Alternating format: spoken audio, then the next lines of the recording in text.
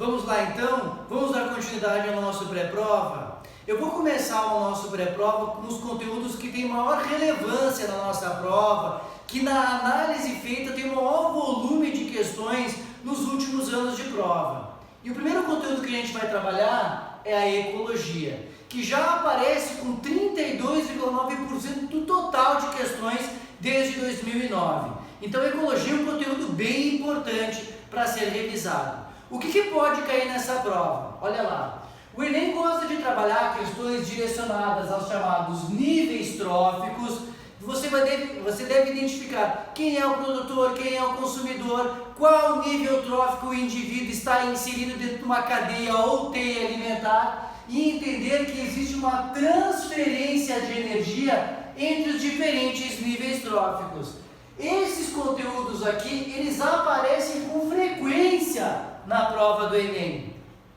Então são questões que você deve revisar. O outro deles são as questões trabalhadas nas chamadas relações ecológicas. Algumas delas podem aparecer por ser questões mais comuns, como por exemplo, as questões trabalhadas numa sociedade, uma relação intraespecífica de forma harmônica, o chamado mutualismo, que é uma relação interespecífica obrigatória, a protocooperação, que é a relação entre indivíduos que quando se encontram trocam benefícios, questão que já caiu mais de uma vez nas relações ecológicas, o predatismo. O Enem gosta de falar sobre esses assuntos. Você deve ter percebido durante o seu estudo de provas feito ao longo do ano que predatismo já apareceu mais de uma vez, certo?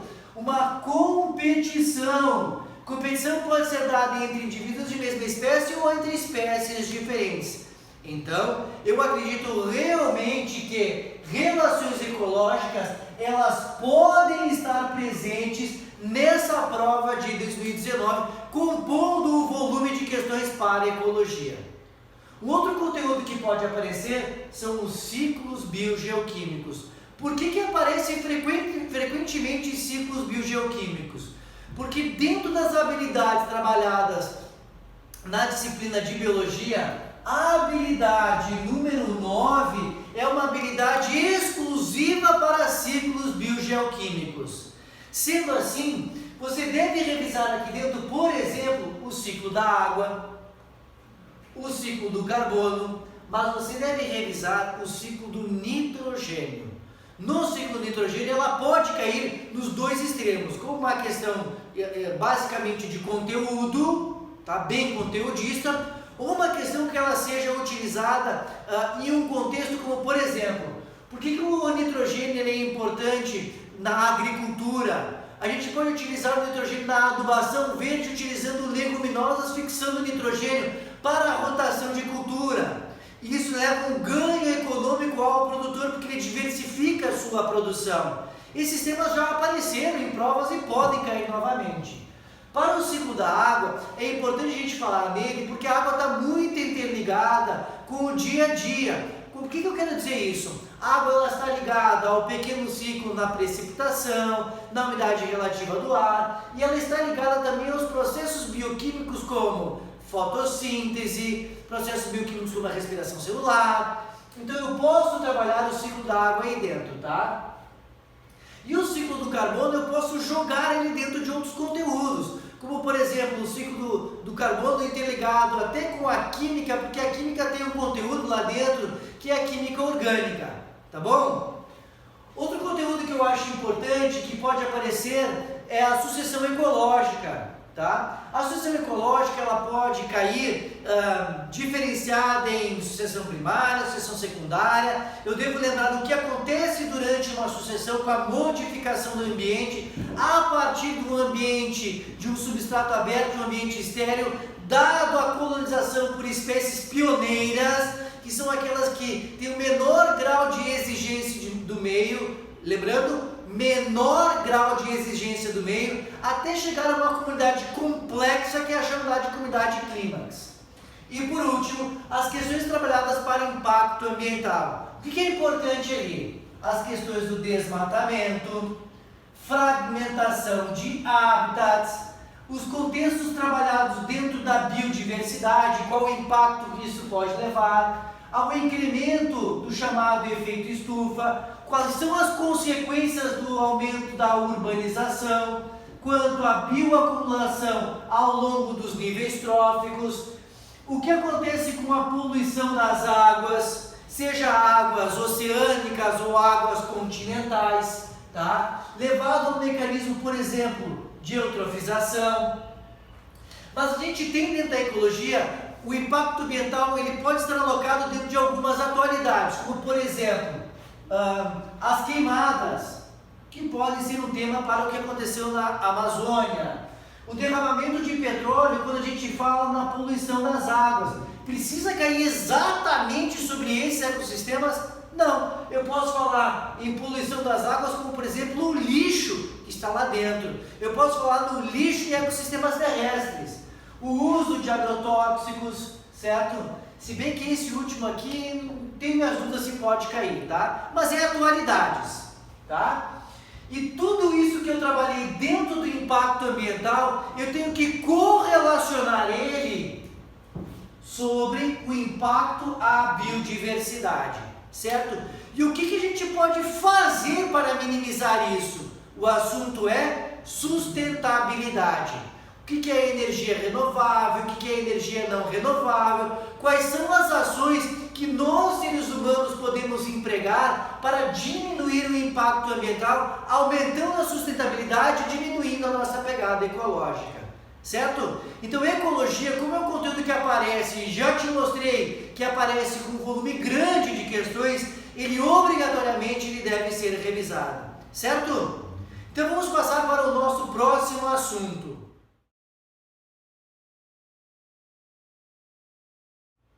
O próximo assunto do nosso pré-prova é a genética. Conteúdo esse que eu já te avisei e já sinalizei que eu agrupei alguns conteúdos correlacionados a ele, como por exemplo, o dogma central da biologia molecular, genética mendeliana e biotecnologia. Então, o que esperar da prova do Enem para estes conteúdos que podem ser trabalhados? Então, olha aqui, ó, primeiro deles. E o que eu acho que é o mais importante, que tem mais probabilidade, tá? Dogma central da biologia molecular, certo? Normalmente cai. Então, analisar lá a característica da duplicação do DNA, quem são as enzimas que estão envolvidas, já caiu a separação do DNA por elevação de temperatura. Sempre lembrando que para isso a gente tem que correlacionar com as bases nitrogenadas e o número de ligação entre elas, a transcrição do RNA e a tradução para a expressão do fenótipo via a característica presente no DNA. Então, o que tu pode esperar daqui? Não apareceu ainda questões que te dão um segmento de DNA ou um segmento de RNA e pedem para que você faça a tradução para uma proteína. Isso não caiu ainda, tá? Então, isso pode aparecer numa prova, tá? É de extrema importância que você faça uma análise na sua revisão e que tu separe um tempo para revisar o dogma central da biologia molecular, tanto para transcrição do RNA e separação em 3 nucleotídeos compondo um códon, para a possível tradução via código genético, que irá compor a produção de uma proteína e que leva à expressão de um fenótipo, certo? Pois bem, depois disto, nós temos a genética mendeliana. Genética mendeliana não caiu muito na prova do Enem. Bem, na verdade, caiu muito pouco, mas o que pode aparecer aí são questões dadas, a dominância completa, a dominância incompleta, o que a gente sabe, por exemplo, sobre o cruzamento teste, que é quando a gente tem uma característica fenotípica dominante, a gente não sabe se o genótipo é homozigoto ou heterozigoto. Para saber isso, para o cruzamento teste, a gente cruza esse indivíduo com alguém com fenótipo recessivo. A característica na produção de gametas, tá? Importante produção de gametas.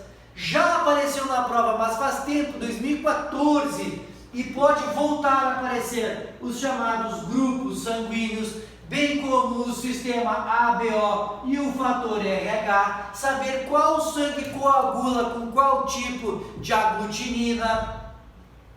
E ainda, a característica de herança quantitativa, porque a segunda lei de Mendel ainda não apareceu em prova, certo? Outro ponto importante para a gente revisar são, na verdade, os cromossomos sexuais. Esses cromossomos sexuais, lembrar da herança ligada ao sexo e a herança restrita ao sexo. Por que isso? Porque é importante a gente lembrar que esses dados da genética mendeliana e os cromossomos sexuais, eles podem aparecer interligados à análise de heredigramas. E aí eu vou ter que dizer o seguinte: se a característica representada pelo heredograma é uma característica ligada ao sexo, se ela é restrita ao sexo, se ela é autossômica, certo? Então é isso que pode ser trabalhado, tudo bem? Mas eu acho também interessante, dentro de todo esse contexto da genética mendeliana, você lembrar que esses conteúdos eles podem aparecer a aplicação de cálculos de probabilidade. As provas gostam disso. O Enem não apresentou isso nas provas de primeira aplicação, mas em provas de segunda aplicação, isso já está presente, isso já caiu. Então ele me mostra que existe uma probabilidade disso aparecer na prova do Enem. E eu estaria preparado para a prova deste final de semana. Tudo bem? Um outro detalhe que eu acho importante a gente analisar é a biotecnologia. Isso sim é a atualidade. Então, o que a gente tem aqui dentro? A técnica do DNA recombinante, quando se clona um gene e se liga esse gene, se faz uma recombinação em outro organismo, em outro genoma, certo? Então a gente tem que lembrar do que é conceito de clonagem, o que é conceito de transgenia, a utilização do controle biológico para pragas. Mas tem um detalhe aqui, pessoal, que dentro da biotecnologia existe o santo graal da biotecnologia, que é a técnica do chamado CRISPR, tá?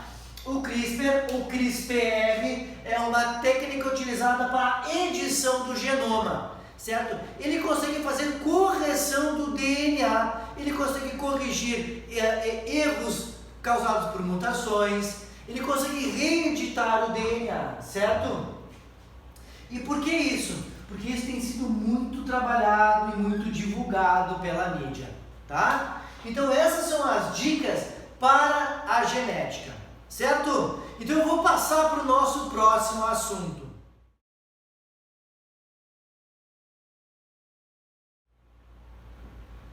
Citologia é outro conteúdo que, junto com a genética e fisiologia humana, apresenta um alto grau de importância para a prova do Enem. A citologia pode aparecer com vários conceitos diferentes trabalhados em várias situações diferentes para essa prova. Então o que eu tenho aqui? Vamos lá. O que pode cair? As questões trabalhadas com bioquímica celular, onde já apareceram questões trabalhando a condição de aminoácidos essenciais em déficit alimentar, a função e o que afeta o funcionamento das enzimas, quem são e o que fazem as proteínas, certo? Um detalhe que eu acho bem importante aqui é a chamada osmose. A prova do Enem já mostrou pra gente que a osmose cai e eles gostam desse assunto. Então sempre lembrar que a osmose é um transporte de solvente que vai diluir o meio tentando igualar as concentrações. Então eu posso trabalhar a osmose num contexto de conservação de alimentos, em experimentos dados a diferentes concentrações com diferentes tipos de células, na análise feita na adaptação dos seres vivos no meio, quando a concentração do meio é diferente, por exemplo, em plantas, em protozoários, quando a água é salobra.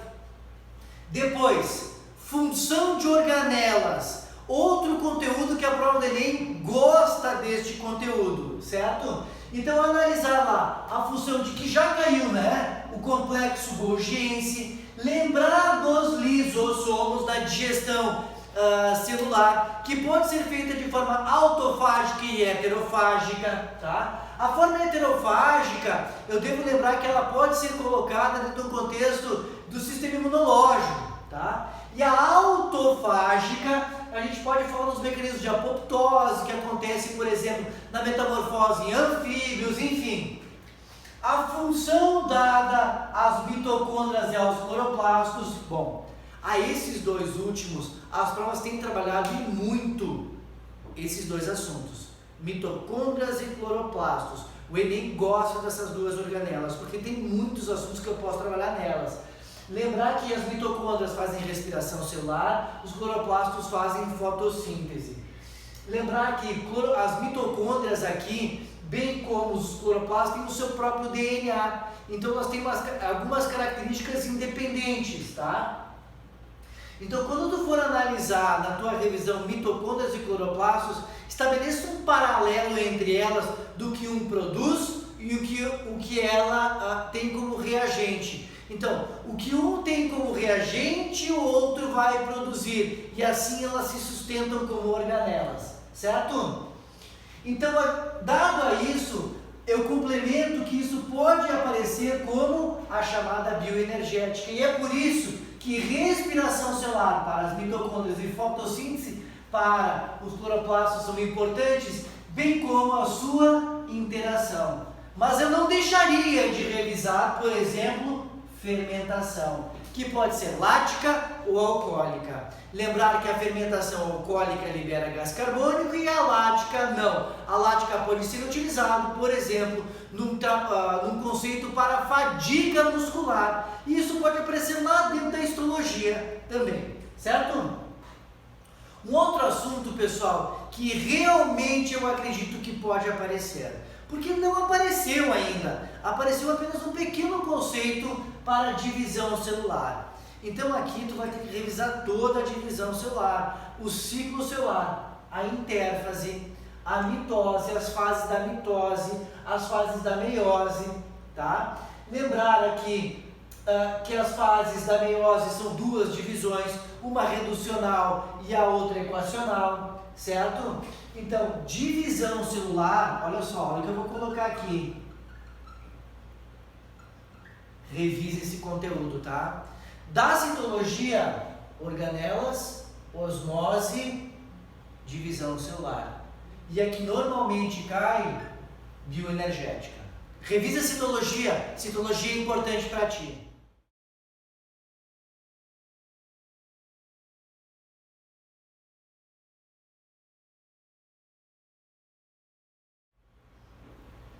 No nosso próximo assunto, ou assuntos, eu resolvi integrar aqui a fisiologia humana à histologia animal. E vou explicar o porquê. São dois assuntos que estão muito próximos, muito interligados.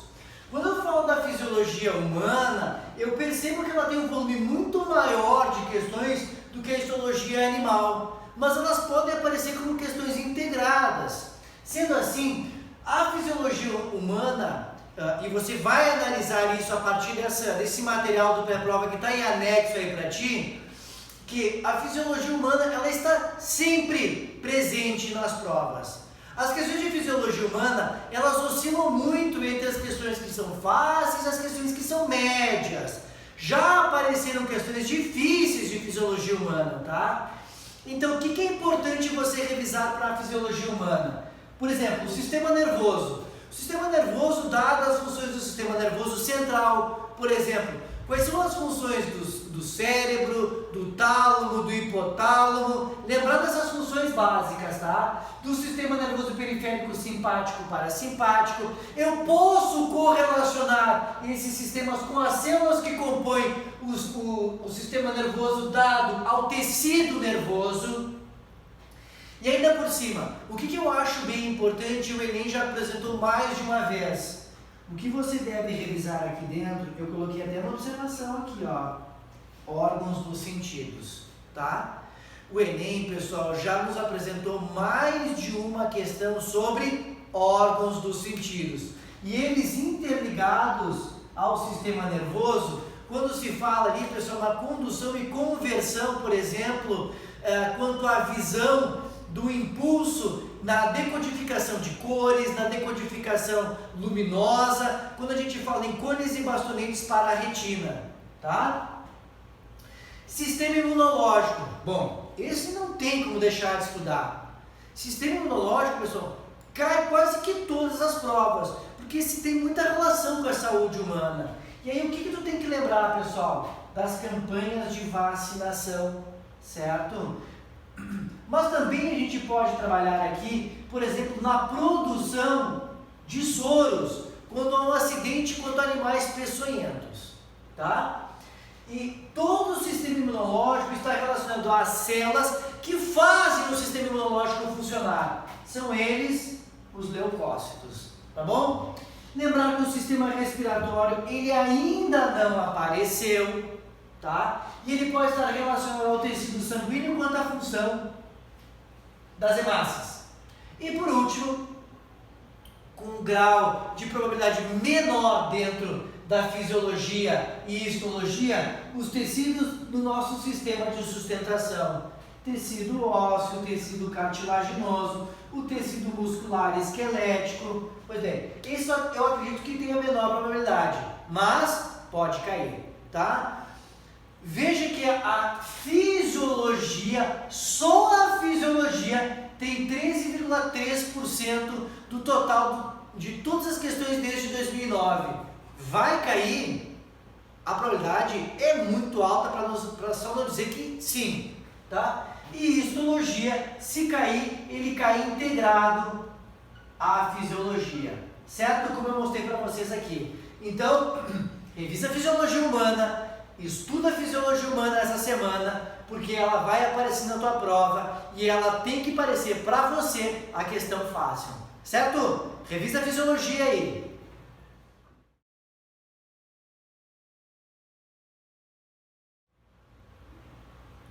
Parasitismos, outro conteúdo muito importante que, dado a análise feita nas provas desde 2009, nos mostra que é um conteúdo que está presente na prova do Enem com frequência. Raras foram as provas que não caíram.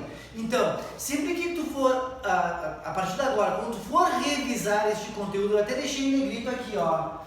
Sempre, independente do parasitismo, tá? Virose, bacteriose, protozoose, se é provocado por plateuminto, nemateuminto, você deve lembrar, na tua revisão, das formas de transmissão dessa doença, se ele apresenta vetor, porque normalmente o controle se faz aqui, tá? Identificar o agente etiológico, tu deve identificar se é um vírus, se é uma bactéria, se é um protozoário, os ciclos de vida dele, os sintomas, para que se possa tomar uma medida, né, de controle, de tratamento, tá? Nesse tratamento, se é utilizado antibiótico, se não é, qual tipo de fármaco que pode ser utilizado e a sua prevenção. Pessoal, o Enem gosta disso, de prevenção, tá bom? Então, olha lá, os vírus que podem aparecer na tua prova: dengue, zika vírus, febre chikungunya, a febre amarela, rubéola já apareceu, então a probabilidade é menor. Vírus que apareceram recentemente, que estão dentro das atualidades: a cachumba, o sarampo, a poliomielite. Todas essas são doenças que podem estar presentes na tua prova, tá? E essas últimas, cachumba, a poliomielite, o próprio sarampo, só estão ressurgindo por causa da não adesão à vacinação, tá? E lembrar das doenças sexualmente transmissíveis, tá? Como, por exemplo, o HPV, o HIV e o HPV, tá?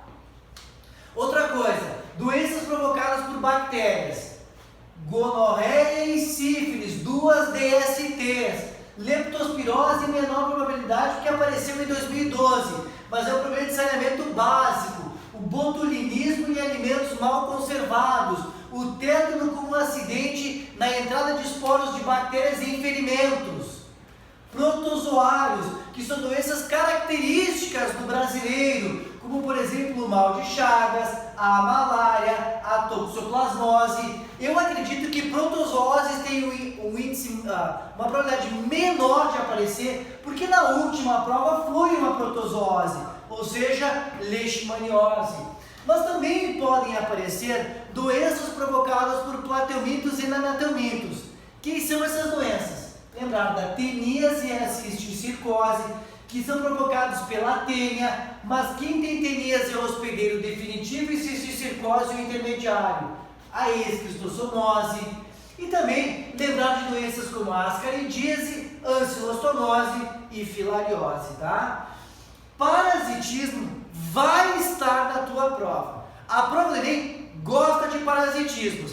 Eu acredito, certo? E eu acho importante você revisar as viroses, principalmente essas últimas que eu falei, cachumba, sarampo e poliomielite, porque aumentaram muito os casos dessas doenças, por causa das campanhas de não vacinação, certo? É sempre importante, então, você revisar os parasitismos. Dá uma caprichada ali, tá? Você tem bem resumido isso no seu material, e qualquer dúvida que você tiver nessa semana a gente pode se ajudar ainda, tá bom? Vamos lá, revisa aí parasitismos.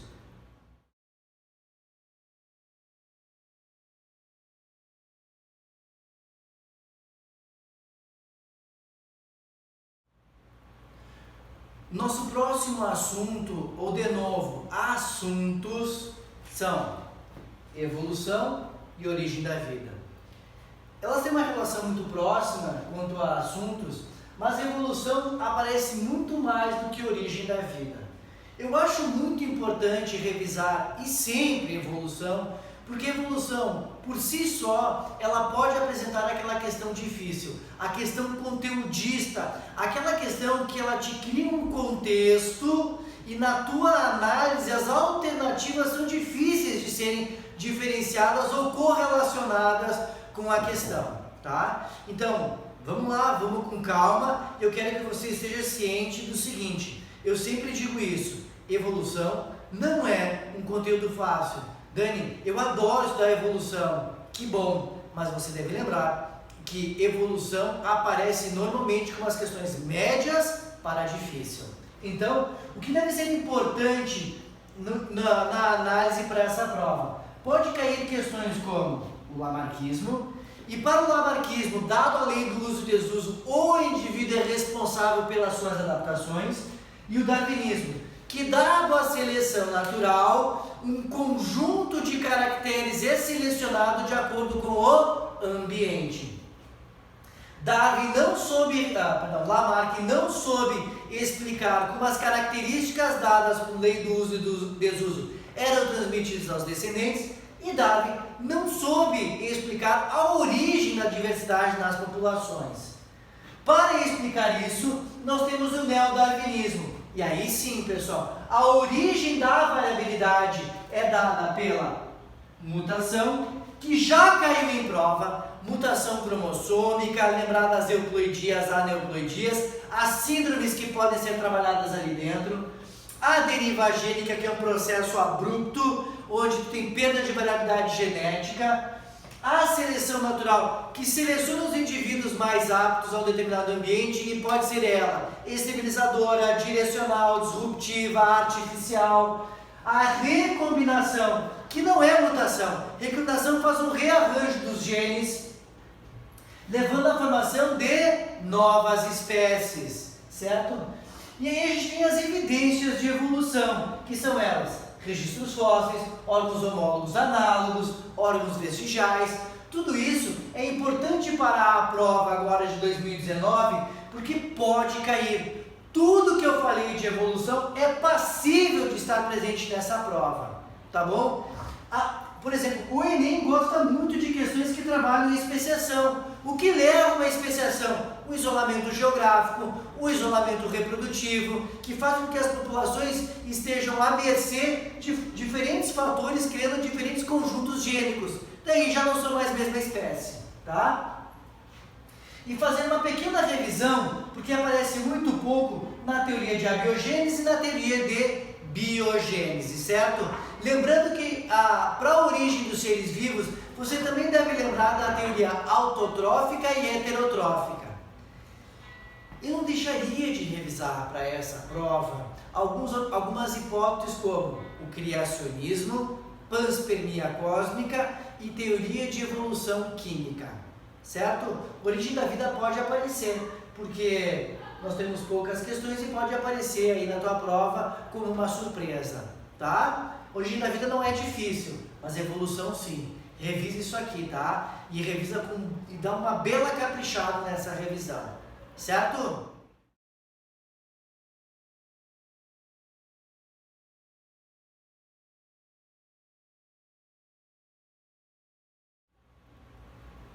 Chegando ao final do nosso pré-prova, eu separei mais 2 assuntos aqui que eu acho importante de serem revisados. Com uma taxa bem baixa até agora, e eu acho uma coincidência muito grande, o mesmo volume de questões em 9 anos de prova, 3,8%, nós temos a botânica e a zoologia. Bom, igualmente essas questões aí, elas são importantes porque devem ser revisadas porque é um conteúdo carro-chefe para a biologia e pode estar lá com uma questão conceitual, tá? De conceitos. Então, o que eu quero que tu entenda? O que tu vai revisar ali? Botânica. Na botânica é importante você estudar as adaptações dos diferentes grupos para diferentes fatores que o meio apresenta, tá? Por exemplo, a adaptação ao xeromorfismo, enfim, o que leva a uma diversificação, tá? Não acredito que aquelas características, por exemplo, o tipo de fruto, o tipo de caule, o Enem não teve essa característica até agora, tá? Mas é importante sempre saber as características de cada um dos grupos botânicos, certo? O que diferencia ele um do outro.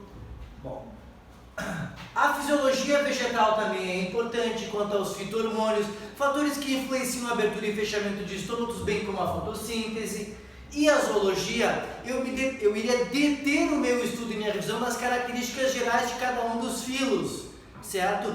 E se elas têm esses filos têm algumas formas de adaptação a algumas situações extremas, como por exemplo, vamos pegar aqui, ó, em peixes condrictes, eles têm a osmorregulação, tá? As adaptações de aves ao voo, certo? Então essas características também são importantes serem correlacionadas dentro da zoologia. Mas foca o teu estudo aí dentro das características gerais de cada um dos filos, tá? Por quê? Porque o Enem não mostrou pra gente ainda questões trabalhadas como, por exemplo, fisiologia comparada aos diferentes tipos de sistema respiratório. Eu não me surpreenderia se aparecesse nessa prova, mas o que as provas têm nos mostrado que isso chega a ser relevante, tá? Então, não deixa de ser relevante aqui. Então, se você for fazer essa revisão, tá, revisa, mas sempre lembrando que a probabilidade de cair ela é menor, certo? Então, te organiza, revisa a botânica, revisa a zoologia, que são 2 conteúdos importantes para a biologia. Tudo bem? Então, revisa esses 2 conteúdos aí.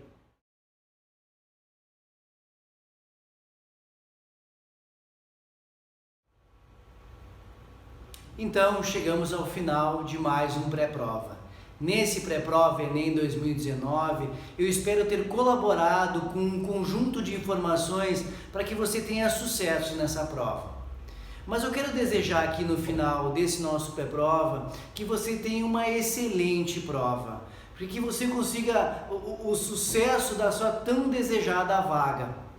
Eu quero lembrar você também que a resolução da prova ela passa por um conjunto de estratégias, certo? Leia com atenção o enunciado da questão, sublinhe todos os dados que são importantes, leia por final a pergunta com muita atenção para que você possa ir para as alternativas com segurança, já eliminando aquelas alternativas que não tem nada a ver com a pergunta e ficando ali entre o distrator e a questão que está correta. Se você ficar em dúvida, lembre-se também de ler novamente a questão, claro que se você tiver tempo, para que você tenha certeza que a resposta condiz com a sua pergunta.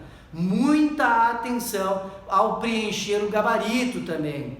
tá? Essa semana que antecede a prova, esses dias que antecedem a prova, eu tenho certeza que são dias de ansiedade, são dias que você fica nervoso. Mas não tente inventar uma forma mirabolante para essa semana. Não mude os teus hábitos, certo?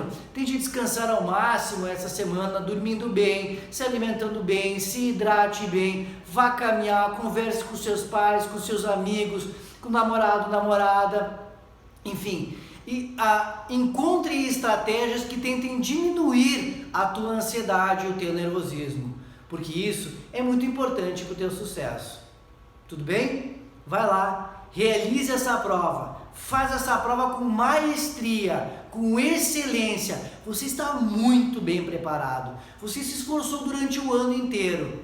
Eu estou muito orgulhoso de você, certo? Tenho certeza que você se empenhou muito para essa prova, tenho certeza que você estudou muito, você tem muita competência, você tem muita habilidade para resolver essa prova, e aí eu tenho certeza que o teu sucesso, quando você tiver com a tua lista no nome de aprovados, vai ser só alegria.